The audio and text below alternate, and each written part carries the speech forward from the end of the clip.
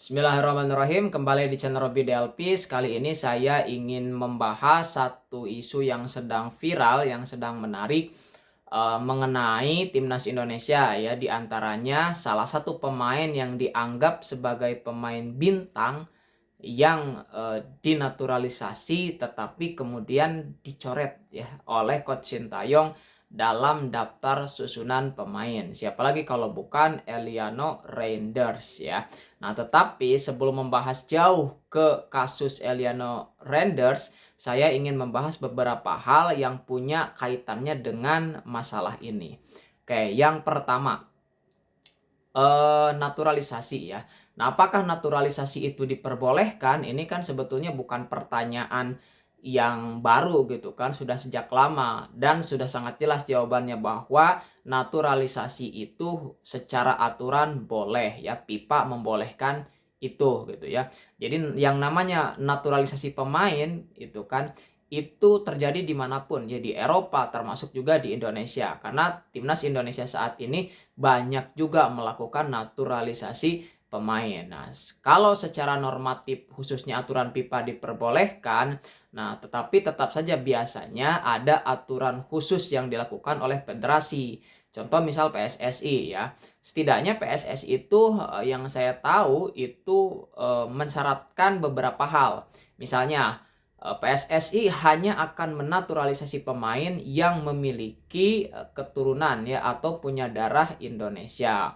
Nah, konsekuensi dari syarat ini harus punya keturunan atau harus punya darah Indonesia, maka tidak heran sebagian besar pemain yang dinaturalisasi saat ini itu berasal dari Belanda. Kenapa Belanda? Nah, karena Belanda pernah tinggal lama di Indonesia ketika masa penjajahan sebelum masa kemerdekaan, sehingga banyak orang-orang Belanda yang saat ini itu punya darah dari Indonesia. Oke, itu diantaranya. Kemudian bagaimana kalau ada pemain yang ingin dinaturalisasi tetapi tidak punya darah Indonesia? Nah, itu. Kalau misalnya pemain tersebut ingin menjadi pemain timnas Indonesia dinaturalisasi tetapi tidak punya darah Indonesia melainkan atas keinginannya sendiri, nah syaratnya itu berbeda dengan yang pertama ya.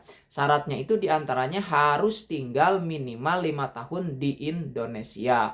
Kemudian nanti syarat-syarat yang lainnya gitu kan. Nah, contoh pemain yang tidak punya darah Indonesia tetapi kemudian dinaturalisasi adalah Marc Anthony Klok ya, pemain asal Persib Bandung ya, gelandang Persib Bandung yang dulu langganan timnas tetapi dalam beberapa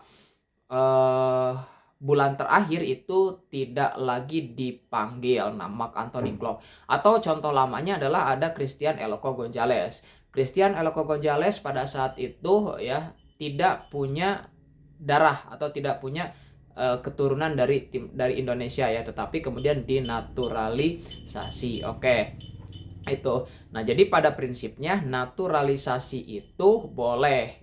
Nah, kalau boleh secara aturan, maka seyogyanya perdebatan apakah naturalisasi itu sah atau tidak, boleh atau tidak, menjadi kurang relevan atau kurang menarik gitu ya, seperti itu.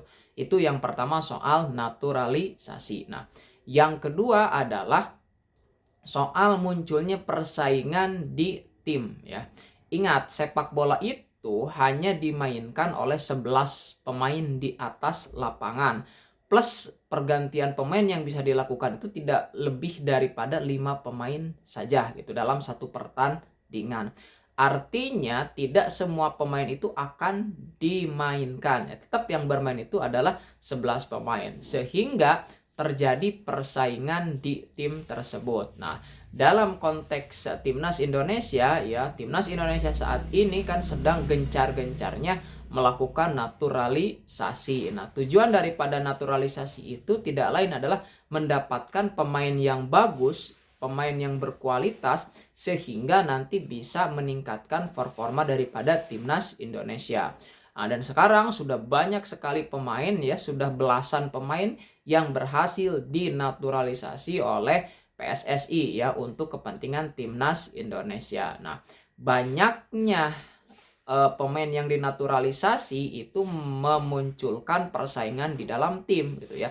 persaingan itu bukan hanya antara misalnya Liga 1 ya, liga lokal dengan pemain naturalisasi, tapi juga di antara para pemain naturalisasi itu sendiri gitu kan. Maka sekarang kita lihat sudah ada beberapa pemain yang tidak atau jarang dimainkan meskipun tetap dipanggil gitu ya. Misal ya Sen Patinama itu selalu dipanggil tetapi kemudian sudah agak jarang dimainkan oleh Coach Sintayong. Kemudian beberapa pemain lain ya juga sama ya, masih dipanggil tetapi jarang ya karena tidak mendapatkan tempat dalam line up-nya. Seperti itu. Jadi banyaknya pemain yang dinaturalisasi, banyaknya pemain yang berkualitas itu secara tidak langsung akan membuat persaingan makin ketat. Makanya siapa yang bisa masuk ke line up berarti mereka yang memang mampu mengatasi persaingan di dalam tim itu sendiri. Nah, maka tidak heran ketika misalnya ada beberapa nama, misalnya publik sepak bola mempertanyakan, kenapa kok ini sudah lama tidak dimainkan atau seperti apa. Nah, diantaranya mungkin salah satu penyebabnya adalah kalah bersaing di dalam tim ya, kalah bersaing untuk masuk ke posisi line up itu ya. Oke, itu yang kedua. Nah, yang ketiga saya ingin membahas tentang bagaimana biasanya seorang pelatih itu menilai pemain baik atau tidaknya gitu ya. Nah, ini kan seringkali gitu ya terjadi banyak perbedaan, misal antara supporter, antara fans dengan pelatih atau bahkan dengan federasi atau dengan siapapun. Nah, bagaimana? Ini saya ambil ya pendapat ini dari Tommy Deski ya, Tommy Deski konten kreator juga. Nah, bisa dilihat di channel YouTube-nya ya Tommy Deski. Itu Bang Tommy Deski ya, bukan Tommy Welly. Bang Tommy Deski itu mengatakan bahwa ada 3 hal. Nah, cara menilai pemain itu bagus atau tidak ya.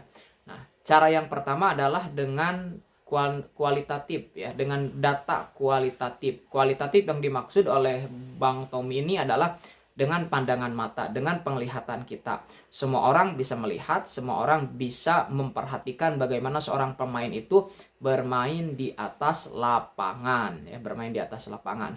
Nah, misal kita kasih contoh, siapa pemain yang paling baik antara antara Ronaldo misalnya ya, Cristiano Ronaldo dengan Lionel Messi ya. Nah, kalau kita tanyakan itu kepada siapapun, kemudian pandangan kualitatifnya jelas akan mengatakan salah satu dari mereka. Misalnya bagi fans, bagi orang tertentu yang memang sudah sangat menyukai Lionel Messi akan mengatakan bahwa Lionel Messi lah pemain terbaik dunia itu. Nah, sebagian akan mengatakan, oh bukan, tapi Cristiano Ronaldo lah pemain terbaik dunia itu. Nah, pandangan kualitatif ini ya sesuai dengan pandangan seseorang punya subjektivitas yang cukup tinggi, gitu ya. Dan ini kurang begitu objektif sehingga dibutuhkan penilaian yang lebih baik ya, yang lebih objektif. Nah, maka cara menilai pemain itu bagus atau tidak yang kedua adalah berdasarkan data kuantitatif. Apa itu data kuantitatif? Kuantitatif yaitu data yang berdasarkan statistik ya. Setiap pemain sepak bola itu kan pasti ada statistiknya. Baik itu gol, misalnya assist, tackle, kemudian crossing, dribbling, blocking, kemudian Christian ya, bagaimana passingnya, first touch-nya, dan seterusnya. Banyak sekali indikator-indikator yang bisa diukur ya untuk menilai apakah pemain tersebut bagus atau tidak. Misal pemain depan, bagaimana finishingnya, bagaimana kemudian dribblingnya, bagaimana kemudian ketajaman dan seterusnya, itu bisa diukur dan ada ukurannya gitu ya. Nah, sehingga kita tidak cukup hanya melihat bahwa pemain ini baik secara kasat mata, tetapi juga harus melihat data statistik realnya. Ya, seperti apa profil daripada pemain tersebut. Oke, jadi selain data kualitatif yang dilihat oleh setiap orang, juga harus ada kuantitatif ya, berdasarkan statistik. Makanya ketika musim lalu misalnya di Liga 1 ya, terjadi kontroversi yang cukup tajam ya. Kenapa misalnya LIB memilih Francisco Rivera sebagai pemain terbaik? Ya, bukannya Ciro Alves. Padahal kan dari segi gol Ciro Alves lebih banyak, dari segi assist juga lebih banyak. Tetapi PT LIB justru memberikan kategori the best player itu, pemain terbaik itu kepada Francisco Rivera. Nah, mungkin banyak contohnya, di antaranya ya kalau Bang Tommy itu memberikan highlight bahwa dari segi first touch misalnya, nah Ciro Alves itu kurang prima gitu ya, sedangkan Rivera itu ya dalam banyak hal cukup lebih baik meskipun gagal menjadi finishing karena ya kemampuan striker yang dimiliki Madura dengan versi Bandung berbeda ya. Nah, mungkin itu salah satu contohnya gitu ya. Jadi ketika kita bisa berbeda pendapat tentang siapa pemain terbaik di antara satu pemain dengan pemain yang lain, maka baiknya memang kita melihat data statistik ya, data kuantitatif. Nah, tetapi ini kata Bang Tommy Deski juga gitu ya, terlepas dari data kualitatif dan kuantitatif tadi gitu ya, dalam hal pelatih memilih pemain itu yang lebih juga menjadi pertimbangan adalah pertimbangan subjektif ya, cita rasa. Nah, cita rasa artinya kadang menurut pemain menurut kita ya, pemain ini lebih baik secara statistik atau apapun. Tapi menurut pelatih tertentu itu tidak gitu ya. Justru masih baik yang itu. Nah, itu. Dan seringkali ya, saya pribadi misalnya itu agak aneh dengan beberapa keputusan pelatih.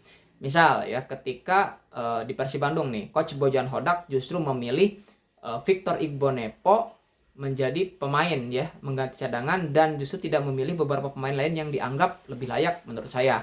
Nah, ternyata memang ya dalam pandangan Coach Bojan Hodak ya, Victor punya hal yang lebih baik, setidaknya punya pengalaman, kemudian kematangan dan lain sebagainya gitu ya.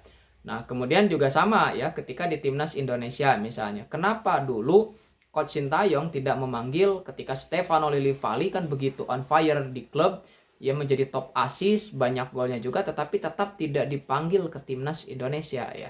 Nah, kan itu jadi kontroversi juga dulu pada saat itu. Kemudian ketika memilih Sahrul Trisna daripada Nadeo gitu kan, seperti itu. Padahal secara statistik nah itu kan lebih bagus gitu ya. Nah, seperti itu. Tapi nah tadi ya kenapa pada akhirnya seorang pemain itu dipilih oleh pelatih? Nah, itu kan diantaranya karena pelatih itu punya cita rasa, punya subjektivitas yang cukup tinggi yang pada akhirnya mengharuskan dia memilih siapa yang paling baik diantaranya untuk dijadikan masuk ke daftar susunan pemain bahkan menjadi line up. Nah, itulah cara seorang pelatih itu menilai pemain. Maka tidak heran ketika kita berbeda pendapat ya tentang pemain terbaik A dan B gitu ya. Apalagi kalau hanya mengandalkan data kualitatif. Kalau kuantitatif, nah itu kan baru lebih objektif misalnya. Ketika dalam kasus Ronaldo dan Messi misalnya, lihat saja statistiknya. Bagaimana golnya, bagaimana asisnya, bagaimana aspek-aspek lainnya. Baru kemudian kita bisa memberikan penilaian bahwa ya misalnya Ronaldo lebih baik atau Messi lebih baik. Oke, itu yang ketiga. Nah, yang keempat, yang terakhir adalah soal Eliano Reinders ya. Eliano Reinders itu kan pemain yang baru dinaturalisasi gitu kan oleh PSSI ya, oleh Timnas Indonesia. Tetapi kemudian tidak masuk di dalam daftar susunan pemain ya, tidak menjadi bangku cadangan dan tidak ada di cadangan gitu ya, dicoret oleh Coach Sintayong. Nah, dalam press conference ya setelah melawan Jepang, Coach Sintayong mengatakan bahwa Eliano Reinders itu ternyata tidak masuk ke squad karena permainannya belum baik. Nah, ini belum baik itu yang dikatakan oleh Coach Sintayong. Tentu ini menimbulkan tanda tanya besar bagi banyak pihak gitu ya.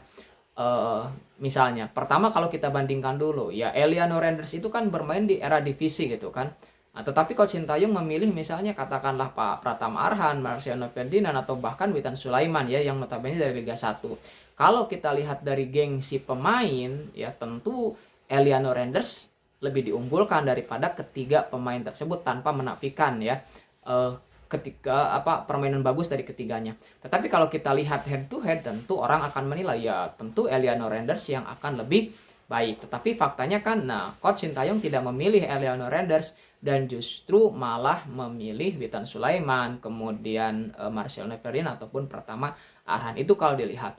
Nah, kembali lagi apakah memang Eliano Reinders tidak bisa bersaing kalau kita ingat poin yang kedua tadi yang saya sebutkan, atau memang penilaian Coach Sintayong itu lebih menekankan pada subjektivitas ya, subjektivitas cita rasanya. Ya bisa saja gitu ya. Bisa saja gitu kan. Karena tadi dikatakan oleh Coach Sintayong, permainan Eliano itu belum baik. Padahal kita butuh ya penyerang sayap, penyerang yang memang bagus ya skillnya. Dan Eliano kalau kita lihat permainannya kan oke gitu ya. Nah, balik lagi kenapa sampai tidak dimainkan? Lagi-lagi jawaban Coach Sintayong tadi, permainannya belum baik. Tetapi ini akan menimbulkan pertanyaan besar. Kenapa? Karena status Eliano Renders ini kan pemain naturalisasi. Bahkan naturalisasinya itu kan dipercepat ya bersama Miss Hilgers. Nah, kan menjadi pertanyaan, kenapa kalau permainannya belum baik, kenapa Coach Sintayong mau atau PSSI menaturalisasi Eliano Renders gitu ya. Nah, kan sempat ada muncul tuh, oh ini kan keinginan PSSI bukan keinginan Coach Sintayong, tapi ternyata dikonfirmasi oleh Arya Sinulinga bahwa setiap pemain yang dinaturalisasi itu berdasarkan persetujuan Coach Sintayong. Artinya PSSI hanya akan memproses naturalisasi seorang pemain jika itu disetujui oleh Coach Sintayong. Berarti tidak ada konflik antara PSSI dengan Coach Sintayong. Nah, tetapi ketika PSSI menaturalisasi Eliano Renders berdasarkan persetujuan Coach Sintayong, kemudian Eliano Renders dimainkan pada saat melawan Bahrain ya, meskipun datang dari bangku cadangan, tetapi dalam 2 permainan selanjutnya dicoret. Nah, ini kan menimbulkan tanda tanya besar. Bayangkan, dinaturalisasi berdasarkan persetujuan Coach Sintayong, tetapi kemudian setelah berhasil dinaturalisasi juga dicoret oleh Coach Sintayong berdasarkan alasan taktikal tadi. Nah, itu kan yang menjadi pertanyaan, kenapa dinaturalisasi kalau pada akhirnya tidak cocok? Nah, kan. Oke, tetapi ya itu hanya sebatas pertanyaan bagi kita gitu ya. Karena tidak aneh Coach Sintayong itu kan memang seperti itu. Dia kadang-kadang bisa membuat kejutan tetapi juga bisa membuat kita terkejut ya, seperti itu. Nah, itu ya, jadi kenapa Eliano Renders tidak masuk, karena bagi Coach Sintayong, dalam pandangan Coach Sintayong itu Eliano Renders belum baik. Jadi masalahnya adalah taktikal. Ini tentu saja bisa berbeda dengan kita ya, bisa dengan publik ya, apalagi kalau kita melihat statistik dan seterusnya dari Eliano Renders. Tapi ya tidak bisa. Itu adalah keputusan Coach Sintayong, dan Coach Sintayong harus tentu saja mempertanggungjawabkan apa yang dia putuskan gitu kan, seperti itu. Nah, itu ya, mudah-mudahan ya dengan adanya hal-hal seperti ini, apa yang saya jelaskan ini bisa memberikan pemahaman kepada kita semua supaya kita juga tidak terlalu mudah menghakimi gitu ya. Betul bahwa ini masih menjadi misteri, masih agak aneh, tetapi ya balik lagi itu adalah hak prerogatif daripada seorang pelatih, dalam hal ini Coach Sintayong itu kan, maka kita hanya bisa memberikan semacam ya komentar atau masukan atau saran. Selebihnya ya semua pertanggungjawaban atas setiap keputusan itu ada pada Coach Sintayong. Oke ya, itu barangkali yang bisa saya sampaikan pada kesempatan kali ini, mudah-mudahan bermanfaat.